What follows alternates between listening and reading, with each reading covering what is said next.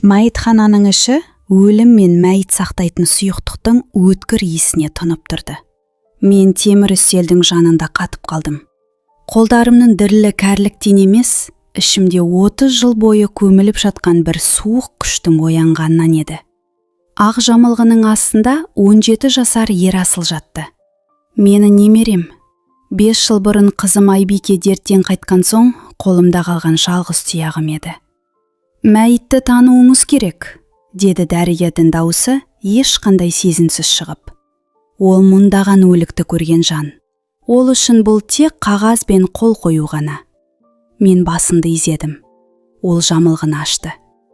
Ерасылдың жүзі... Бірақ олар оны не істеген? Мұрны бетімен кеткен, жағы сынған, бүкіл денесі көк ала қойдай. Бірақ ең қорқыныштысы тамағындағы қылқындырғанның ізі. Терең әрі айқын. Олар оны жай ғана өлтіре салмаған, олар оны қинаған. Бұл сіздің немереңіз бе? Деп сұрады дәрігер. Мен үндемедім, тек басымды изедім. Ресми өлім себебі тұншығу. Өлім уақыты кешегі түнде, 22 мен түн ортасының арасы. Қала шетіндегі тоғайдан табылған. Кеше кешкі сағат 22:00-де мен оны әлі де үйде күтіп отырған едім. Ол 21:00-де қазақ күресі жаттығуынан келуі керек болатын. Оны күреске өзім үйреттім. 12 жасынан бастап әр кеш сайын үйдің астындағы бөлмеде дайындалатынбыз. Ата, маған мұның не керегі бар? Деп сұрайтын ол. Өзіңді қорғау үшін, деп жауап беретінмін мен. Ал ішімнен өзгелерді қорғау үшін, ешкімге шен болмау үшін, деп ойлайтынмын.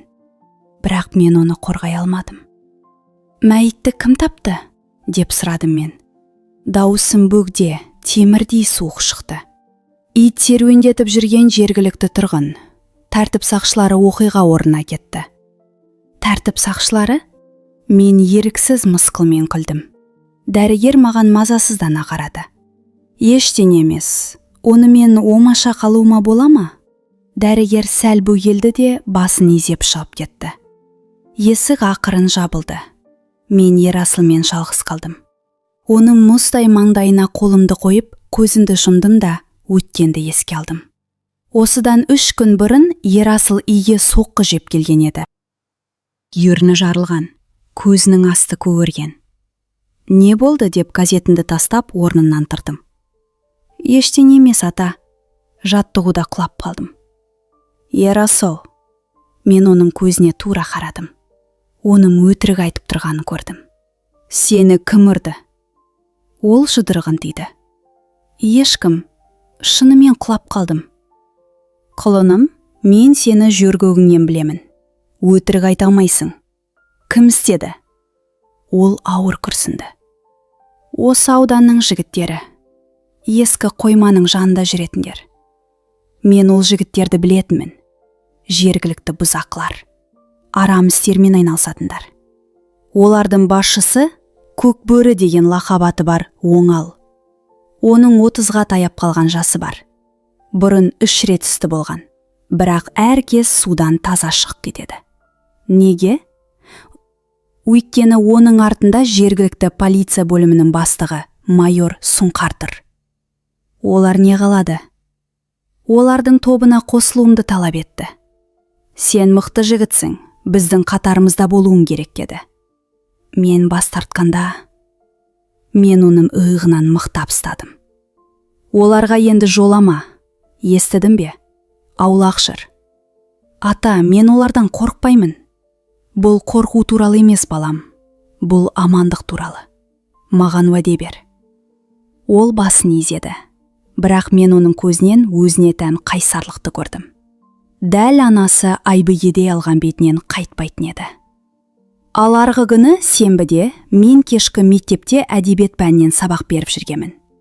Зейнетке шықсам да аптасына 3 рет сонда барып тұратынмын. Ерасыл үйде жалғыз қалған. Мен сағат 22:00-де оралғанымда ол үйде болмады. Телефоны сөндірулі. Түн ортасында полицияға бардым. Кезекші сержант есінеп отырып, Жасөспірім бала үйге қонбаса, ол уайымдауға себеп емес.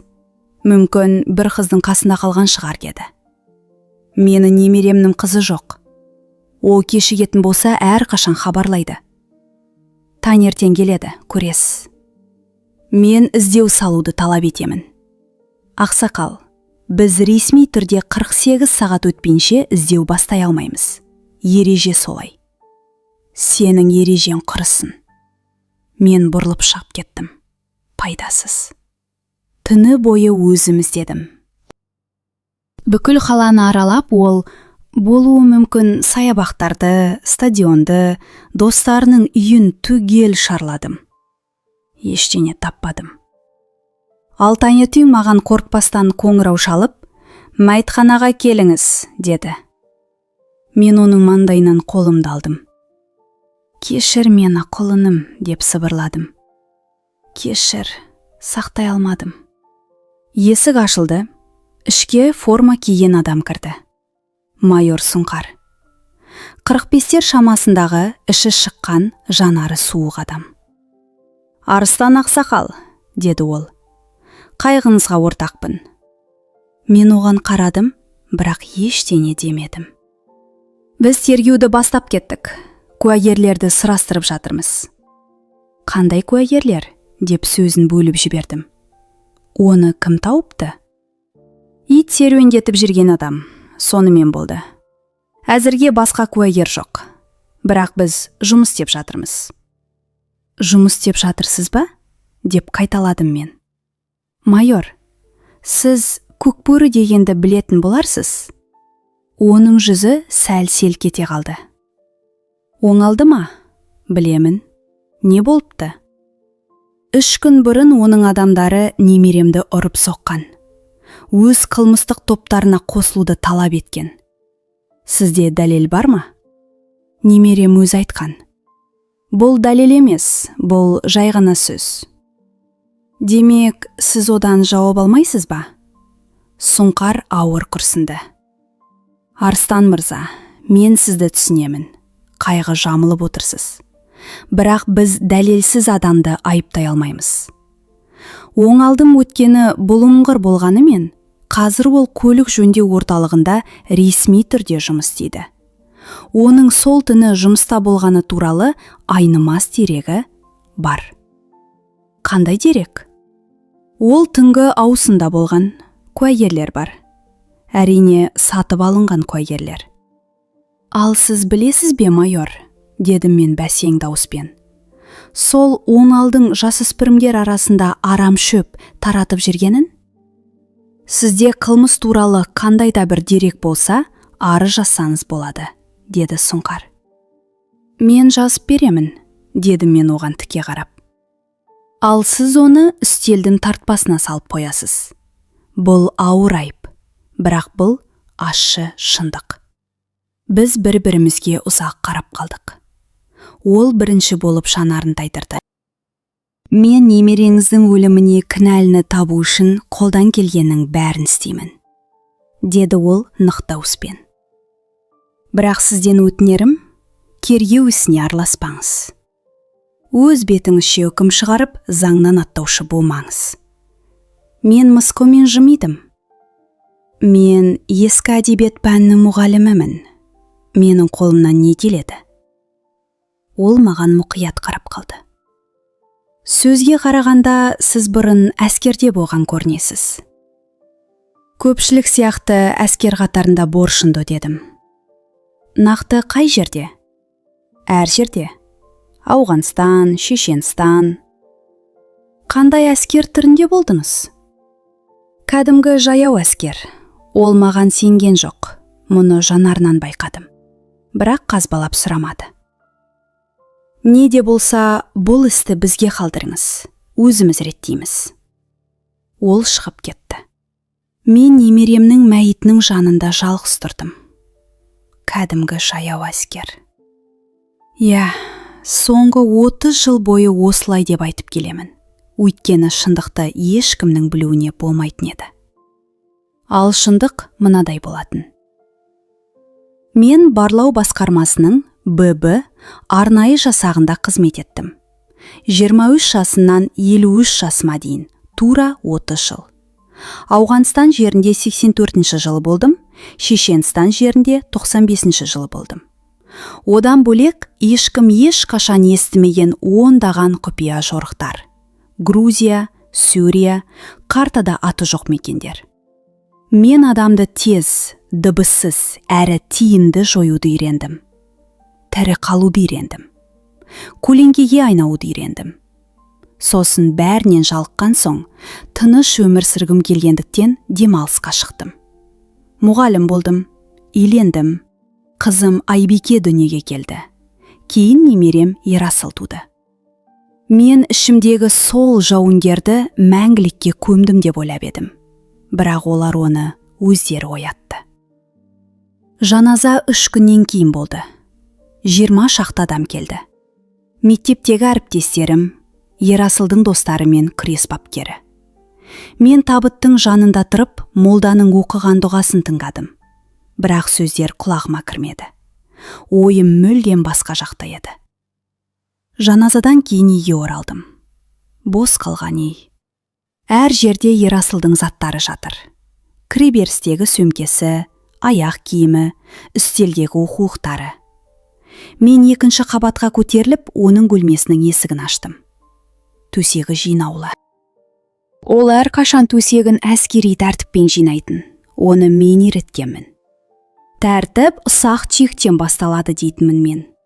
Қабырғада жекпе-жек шеберлері Қабиб Нұрмағамбетов пен Федор Емельяненконың суреттері тұр. Сөреде қазақ күресінен алған алқалары. Олардың саны 9 еді. Оның төсегіне отырып көзімді жұмдым. Сол сәтте телефоным шырылдады. Бетперделенген беймәлім нөмір. «Иә, ақсақал», деді жас әрі келемеждеген дауыс. «Жаназа қалай өтті?» Мен үндемедім. «Тыңда, маған о бала қарине», деп жалғастырды ол дауыс. «Бірақ баланың өзі кінәлі. Біз оған дұрыс ұсыныс жасадық. Адам сияқты қатарымызға қосыл дедік. Ақша, абырой, бәрі болар еді. Ал ол не істеді? Бас тартқаны аздай менің бетімнен ұрып жіберді. Түсінесің бе? Маған, көк бөріге, бұған дейін ешкім қол көтерген емес». Мен телефонды мықтап қыстым. «Демек бұл басқаларға сабақ болсын дегенім бе?» дедім мен. «Солай десе де болады. Көкбөріге қарсы шыққандарды не болатынын бәрі білуі керек. Ал саған кеңесім қарт, тыныш отыр. Бұл біздің қала. Мұнда кімнің өліп, кімнің тірі қалатынын біз шешеміз. Сен тек зейнетақыңды алып, сабағыңды бере бер. Әйтпесе кәрі адамдардың жүрегі кенеттен тоқтап қалуы мүмкін, мысалы». Ол қарқылдап күлді де тұтқаны тастай салды. Мен қозғамастан отырып жүрегінің соғысын санадым. Тамыр соғысы. Минутына 120. Тынысым қалтты. Қолым дірілдеген жоқ. Орнымнан тұрдым. Жертөлеге түсіп жарықты жақтым. Жертөле үлкен, 40 шаршы метрдей еді. Мұнда біз Ерасылмен жаттығатынбыз. Едендегі кілемшелер, бұрыштағы былғары қап, ауыр кіртастары. Мен алыстағы қабырғаға жақындап, ескі кілемді алып тастадым. Оның артында бетонға қаланған темір сандық, сейф бар еді. Құпия сөзі жадымда. 4971. Қызымның туған күні. Темір сандық ашылды. Ішінде менің өткен өмірімнің бөлшектері жатыр еді. Басқа есімде жазылған құжат, 1.800.000 теңге көлеміндегі қаржы, аймақтың карталары, осыдан 30 жыл бұрын жойым керек болған, бірақ жоймаған құжаттар. Және қару. Дыбыссыз атылатын арнайы тапанша, Ауғанстанда қолданған сенімді құралым. Үнсіз, бірақ ажалды. Барлаушы пышағы, жүзі 20 сантиметр. Түнгі көру құралы. Радио байланыс. Бәрін шығардым. Үстелдің үстіне тізіп қойып, тапаншаны тексердім. Бөлшектеп, тазалап, қайта жинадым. Механикасы мінсіз жұмыс істеп тұр. Мен оны осы жылдар бойы ай сайын майлап күтіп ұстадым. Дәл осы күн туатынын ішім сезгенде екен. Оқ-жатарда 50 оқ бар, 7 қосалқы дүкен. 7 артылады. Дүкенді толтырып тапаншаға салдыңда сақтандырғышты тарттым. Сарт еткен таныс дыбыс. Мен 30 жыл бойы оқ атқан жоқпын, бірақ қолым бәрін ұмытпапты. Ең алдымен маған мәлімет керек. Мен Оңал туралы жалпы деректерді ғана білемін. Сәтбаев көшесіндегі көлік жөндеу орталығы қала шетінде жалғыз тұрады. Бірақ маған тереңірек кек білу керек. Ол қайда барады, кіммен кездеседі, жандай шаптары кімдер? Ескі есептеуіш машинамды ноутбук қосып ғаламторға кірдім. Қазіргі заманда адам туралы дерек табу қиын емес. Әлеуметтік желілер, суреттер, пікірлер. Оңалдың желдегі парақшасы жабығы екен, бірақ достарының саны 300. Мен 25 жастағы сұлу қыз ретінде жалған парақша аштым. Ғаламтордан бірнеше сурет жүктеп бір күн күттім. Сосын Оңалдың достар тізіміндегі 10 адамға өтініш жібердім. 5-еуі бірден қабылдады. Сол суреттер арқылы мен оның бүкіл өмірін алақандағыдай көрдім. Көлік жөндеу орны, темір тұлпарлар, айналасындағы жігіттер, денесіндегі түрлі бейнелер, көңіл көтеру орындары мен қауіпті әрекеттер. Бұл оның әр жұма мен сенбі сайын баратын негізгі ойын-сауық орталығы еді. Ал дүйсенбі мен сәрсенбі күндері Қайрат шынықтыру кешеніне баратын білдім. Сонымен қатар қала сыртындағы ескі қоймада жиі кездесетінде белгілі болды. Ол жер бұлардың ұясы іспеттеседі. Мен барлық суреттерді басып шығарып, жетөлідегі қабырғаға іліп тастадым. Ортада Оңал. Одан жан-жаққа тарандалған оның сыбайластары. Біріншісі Асқар, лақап аты Ұста. Жүзіндегі тыртықтары үшін солай аталған. Оңалдың оң қолы. Жергілікті кәсіпкерлерден алым-салық жинауға жауапты. Екіншісі Ильяс, лақап аты Қитар. Көлік жүргізушісі, арам шөптерді, есірткіні тасымалдайтын. Үшіншісі Самат, лақап аты Тапал. Аласа бойлы, қисық аяқ, мектеп оқушыларының арасында арам шөп таратумен айналысады. Төртіншісі Олжас, лақап аты Өгіз. Денелі, Оңалдың оқ қағары. Барлығы 5-еу, Оңалдың өзімен 6. Мен қызыл қаламды алып, әр суретті дөңгелетіп қоршадым. Бұлар менің нысаналарым. Бейсенбі күні кешкісін мен Қайрат кешенінің қарсы алдында ескі көлігімнің ішінде отырдым. Оны осыдан 3 жыл бұрын қолма-қол ақшаға сатып алған едім. Сағат 19:00-де ғимараттан Оңал шықты. Жалғыз. Иығында спорттық сөмкесі бар. Ол өзінің қымбат шетелдік көлігіне мініп кетіп қалды. Мен оның соңынан түскен жоқпын. Маған ол емес, басқа біреу керек еді. Әзірге. Көп ұзамай іштен Қитар Ильяс шықты. Арық, ашушаң, үнемі жан-жағына жалтақтап қарайды екен. Ескі жапон көлігіне отырды. Мен өз көлігімді оталдырдым. Соңынан ердім, бірақ ол сезген жоқ. Арада 3 көлік тастап, байқатпай ілесіп отырдым. Бұл барлаудың алғашқы айында-ақ үйренетін қарапайым дағдылар. Ол көп қабатты үйлер тұрған ауданға келіп, көлігін тоқтатты да үйге кіріп кетті. Мен 5 минут күттім де, артынан жоғарыға көтерілдім. 3-ші қабат, 32-ші пәтер. Есігі темірден екен, бірақ бұл мен үшін кедергі емес. Мен кілт басарларымды шығардым. Тағы бір өткен өмірімнің дағдысы. Небәрі 2 минуттың ішінде есік ашылды. Ішке дыбыссыз кірдім. Қолымда тапанша. Пәтер бір бөлмелі екен. Іштен темекі мен тердің иісі шығады. Бөлмеден теледидардың даусы естілді. Доп ойыны. Мен дәлізбен жүріп келіп, есіктің саңлауынан қарадым.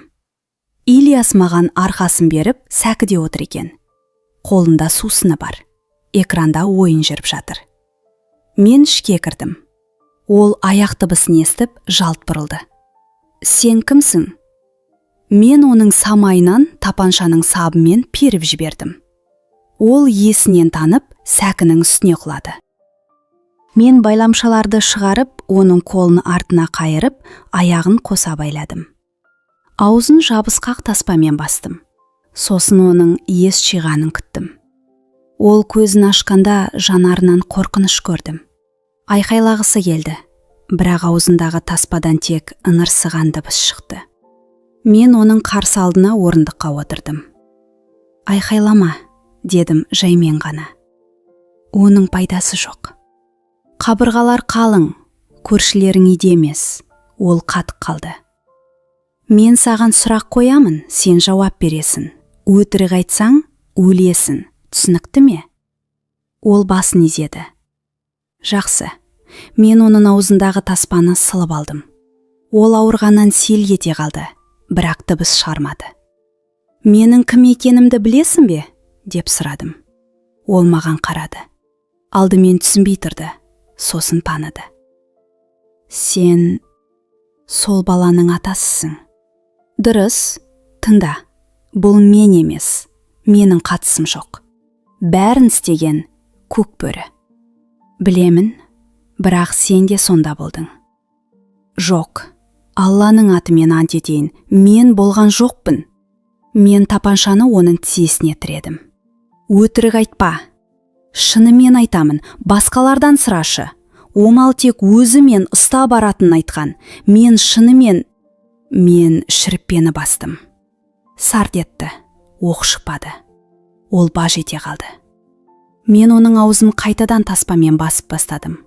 Ол сабырға келгенше күттім. Келесі жолы қателік болмайды, дедім мен. Дұрыс жауап бер. Оңал қайда? Мен таспаны қайта сыпырдым. Әр бейсенбі сайын шаттық орталығында болады. Қасында кім бар? Ұста мен өгіз бірге жүреді. Қала сыртындағы қоймада не бар? Онда тауар, есірткі, мен ақша жатыр. Жертөледе. Күзетте 2 адам болады. Кезекпен ауысады. Бүгін кім күзетте? Білмеймін. Құдай ақы білмеймін. Оларды оңалдың өзі таңдайды. Мен оның көзіне қарадым. Ол өтірік айтып тұрған жоқ еді. Жақсы, дедім мен. Соңғы сұрақ. Сендер мені немеремді неге өлтірдіңдер? Ол жылап жіберді. Ол оңалды ұрып жіберді. Бәрінің көзінше, қоймада. Оңал оны сонда алып келіп, қатарымызға қосыл деді. Мықты жігіт екенсің, үйретеміз деді. Ал ол бас тартты. Оңал оның иығынан ұстамақ болғанда, бала оның жағынан періп жіберді. Бәрінің көзінше, омал құлап қалды. Бәрі күлді. Түсінесің бе? Көкбөріге қарап күлді. Сосын ол, сен өз үкіміңе қол қойдың, деді. Ұста мен өгізге оны бітіруді бұйырды. Мен олардың өлтіретінін білген жоқпын. Тек сабап тастайды деп ойладым. Тыныштық орнады. Мен орнынан тұрдым. Сабап тастау бір бөлек, дедім мен. Алла жалға қию. Мүлден басқа. Менің кінәм жоқ. Сен олар үшін арам шөп тасыдың. Сен сол қылмыстың бір бөлшегісің. Демек, кінәлісің. Мен тапаншаны көтердім. Тоқтай тұр, деп айқайлады ол. Менің қызым бар, 3 жаста ғана. Мен тоқтап қалдым. Анасы қайда? Баяғыда кетіп қалған. Қызым әжесінің қолында. Әжесінің нөмірін айт. Ол айтты. Мен жазып алдым. 1 сағаттан кейін хабарласамын. Сені қайдан табуға болатынын айтамын. Сен мені жібересің бе? Жоқ. Мен шіріппені бастым. Дыбыссыз тарс еткен дыбыс шығып, оқ тура жүрекке тиді. Бұл дүниенің есебі ақыретте емес, дәл осы жерде басталды. Ол селк етіп барып, қимылсыз қалды. Мен пәтерден шығып, есікті кілттеп кеттім. 1 сағаттан соң бөтен біреудің дыбыс бергішімен, телефонымен әжесіне хабарластым. Күйеу баласының пәтерде екенін, оның халі мүшкіл екенін айттым. Артық ештеңе демедім. Осылайша тағы біреуін тізімен сыздым. Келесі күні таңғы сағат 8-ден кешкі 18-ге дейін қойманы аңдыдым. 200 қадамдай жерде көлікте отырып алыс қарармен бинокльмен бақыладым. Қойма ескі, кірпіштен салынған. Бұл өндірістік аймақтың қараусыз қалғанына көп болған. Зауыттардың бәрі тоқтап тұр. Тек осы қойма ғана тіршілік белгісін беріп тұрды. Күн ұзаққа 4 көлік келді. Жас жігіттер ішке кіріп, 20 минуттан соң қолдарында түйіншектері бар шығып жатты. Бұлар арам шөпті сатып алушылар еді. Сағат 18-де оңалдың қымбат көлігі келді. Ол мен Асқар түсті. Ішке кіріп, сосын бәрі кетіп қалды. Күзет ауысты. 2 жігіт. Оларды танымаймын. Демек, ұсақ түйек жандай шаптар. Сағат 22-де жарық өшті. Күзетшілер есік алдына от жағып темекі тартып отырды. Мен түн ортасына дейін күтіп көліктен шықтым. Үстімде қара киім, бетперде, бүйірімде пышақ, қабымда тапанша. Артқы есік жақтан келдім. Есік ескі, ілмектері тот басқан екен. Бір теуіп ашып ішке кірдім. Тас қараңғы. Шамды жақтым. Қойма бос, сөрелері тот басып беткен. Бұрышта төмен түсетін саты бар екен. Жертөлеге түстім. Темір есік, құлып. Кілтбасарлармен 3 минутта аштым.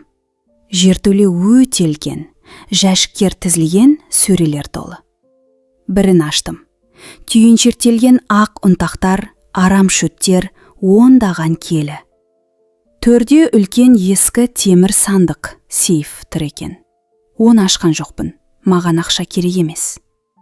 Өзімен әкелген жанармай құйылған құтын алып, сөрелерге, жәшіктерге бәріне төктім. Жоғарға шығып, ағаш тіреулерге де құйдым. Артқы есіктен шығып, сіріңке жағып ішке лақтырдым.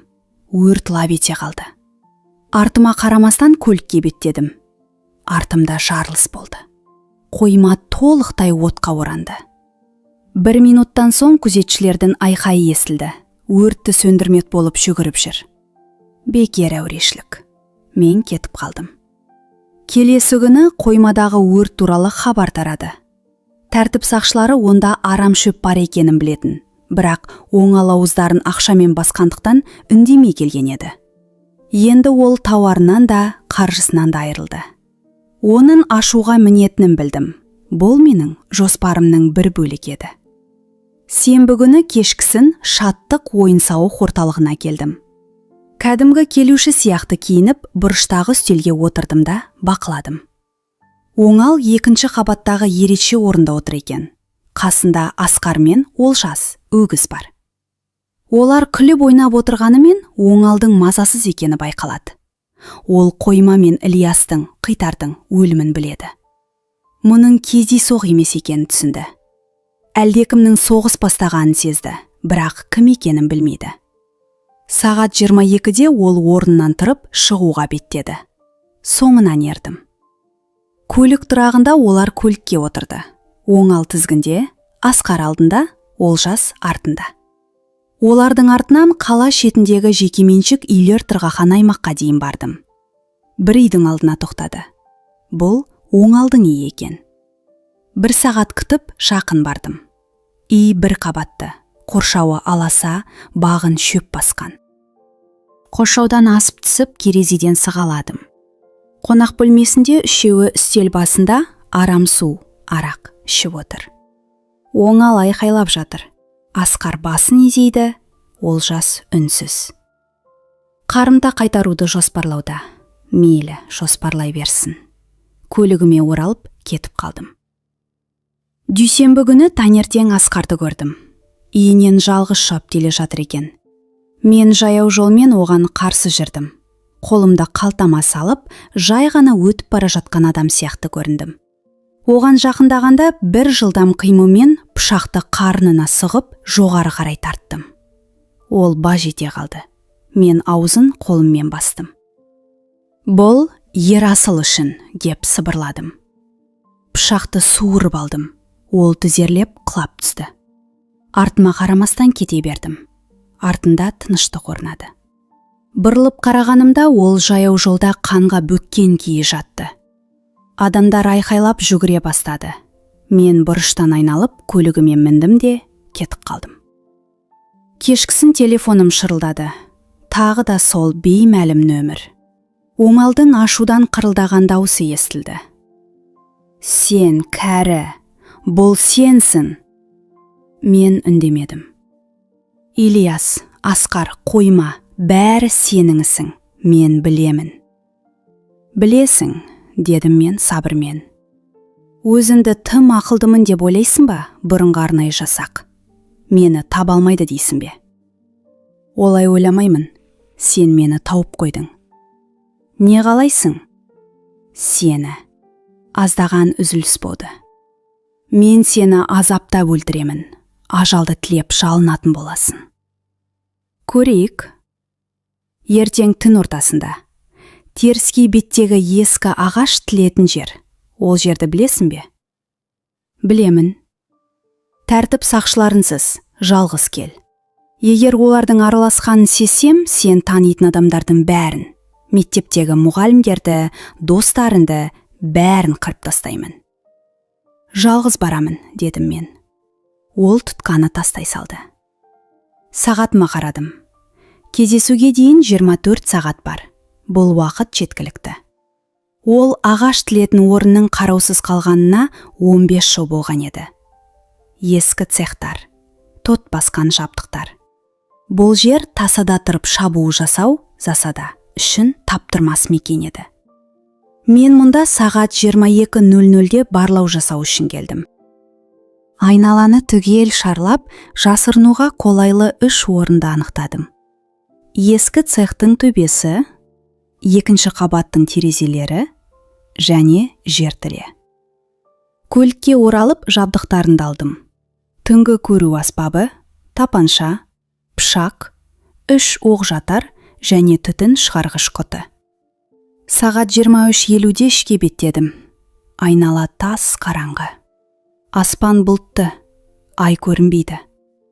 Мен түнгі көру аспабын қостым. Әлем бірден жасыл түске енді. Негізгі цехқа қарай жүрдім. Есік ашық, іші үңірейіп тұр. Оңал, деп айқай жайладым мен. Мен осындамын. Жаңғырық шықты. Содан соң төбеден жарық түсті. Прожектордың өткір сәулесі көзді қарықтырып жіберді. Мен түйсікпен бірден шетке секіріп үлгердім. Сол сәтте тарс еткен дыбыс шықты. Оқ менің 1 секунд бұрын тұрған жеріме тиді. Төбеде мерген отыр. Мен түтін шығарғыш құтыны лақтырдым. Цех іші қою түтінге толды. Тағы 2 оқ мүлт кетті. Мен ескі станоктың тасасына қарай жүгірдім. Аяқ дыбыстар естіледі. 3, бәлкім 4 болар. Шық, қарт, деді оңалдың дауысы. Шықсаң тез өлесің. Тығыла берсең бәрібір тауып аламын. Бірақ онда азабың ауыр болады. Мен жауап берген жоқпын. Іште есептедім. Төбеде мерген, төменде оңал және кем дегенде 2 адам бар. Баяғы замандағыдай 4-еуіне қарсы 1 өзім. Мен түнгі көру аспабын киіп, шамды сөндірдім. Енді мен оларды көріп тұрмын, ал олар мені көрмейді. Біреуі сол жақтан келе жатыр. Ақырын басып, қолында тапаншасы бар. Бұл Олжас. Оның ірі денесін бірден таныдым. Жақын келгенін күттім. 5 қадам, 4 қадам, тура басынан аттым. Ол солқ түсті. Өгіз, деп біреу айқайлады. Екіншісі дыбыс шыққан жаққа қарай жүгірді.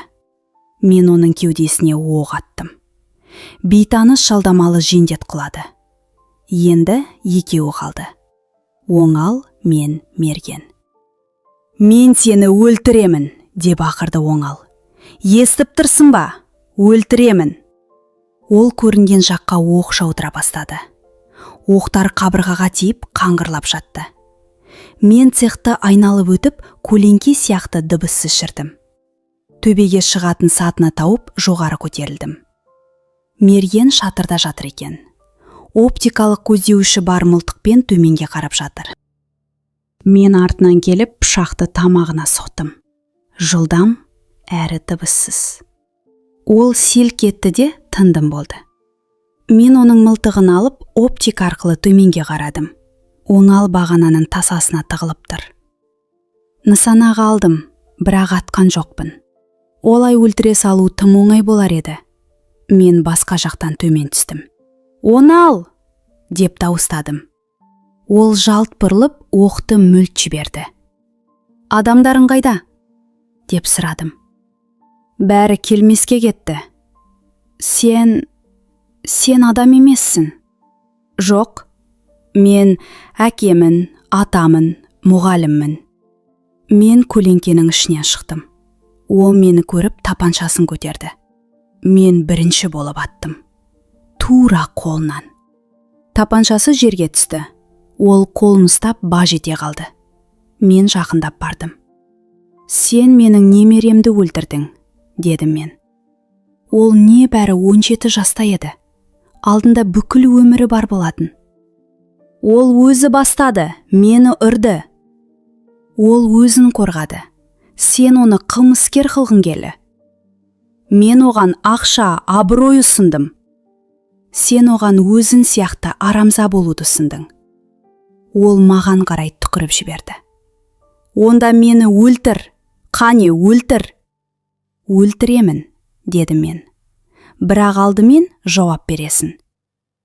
Мен телефонымды шығарып, дыбыс жазғышты қостым. «Оны қалай өлтіргеніңді айтып бер». «Бар, әрмен». Мен оның тізесінен аттым. Ол шыңғырып жіберді. «Айтып бер». Ол ауырсынудан булығып, әрең сөйледі.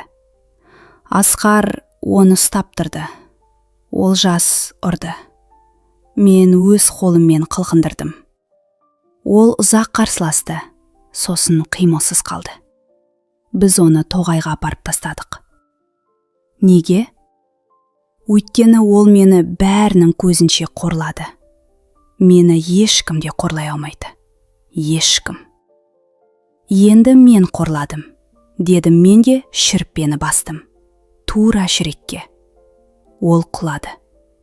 Мен дыбыс жазғышты сөндіріп, жазбаны сақтап алдым. Айналаға қарадым.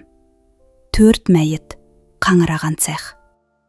Сыртқа шығып, көлігіме отырдым да, үнжарияны қостым. Түнгі әуен. Бір жерлерде адамдар өздерінің қалыпты өмірін сүріп жатыр. Ал мен көлікте қолым қан-қан болып, ішімдегі бостықты сезініп отырдым. Кек қайтты. Олардың бәрі келмеске кетті. Бірақ Ерасыл енді оралмайды. Үйге келдім. Таңертең ғаламтор бекетіне барып, жазбаны ешкім танымайтын электронды пошта арқылы прокуратураға, айыптаушыларға жібердім. Хаттың тақырыбы: Оңалдың Ерасылды өлтіргенін мойындаған сөзі. Хатқа: жазбаны тыңдаңыздар. Теріскей жолындағы ағаш тілетін жерді тексеріңіздер. Онда мәйіттер бар, деп жаздым. 3 сағаттан соң жаңалықтардан хабарлады. Ағаш тілетін орыннан 4 мәйіт табылған. Олардың арасында жасөспірімді өлтірді деп күдіктелген Оңал да бар. Тәртіп сақшыларының қолында қылмысты мойындаған жазба бар екен айтылды. Кешке қарай қылмыскерлерді желеулеп, олармен сыбайлас болғаны үшін майор Сұңқар тұтқындалды.